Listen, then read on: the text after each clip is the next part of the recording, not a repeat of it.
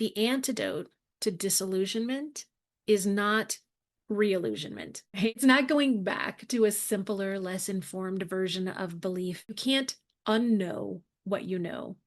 And trying to does its own psychological harm. The antidote is what I would call clear-eyed commitment, the ability to see something honestly, including its failures and contradictions, and choose to invest in it anyway. We do this in relationships all the time, at least in healthy ones, right? It's sustained by knowing them fully, their flaws, their wounds, their limitations, and choosing them anyway, choosing to believe in the potential of what you're building together, even when the present is really hard, right? Countries aren't so different. Families aren't so different. Friends, communities, institutions, faith traditions, none of them are actually so different from that. Where the potential is real, where the stated values are worth fighting for, even when the practice falls short, right?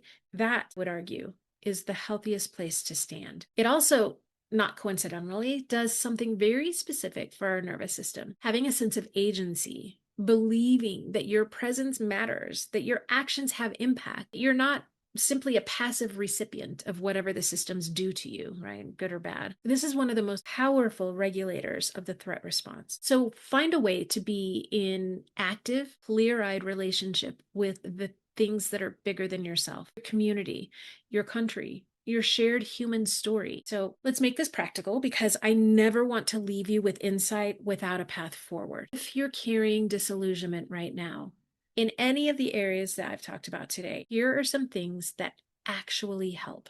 The thing you lost was a belief, a picture of the world, future you imagined. This is a real loss and it deserves to be grieved, not pushed through or rationalized away. Aiming it as grief gives your nervous system permission to process it rather than to just carry it. Next, find your sphere of agency. One of the most common responses to large-scale disillusionment is a sense of real total helplessness. Problems are so big, the system's so entrenched that nothing that I do matters. That feeling is understandable. It's also, in most cases, not entirely accurate, okay? Where do you actually have influence?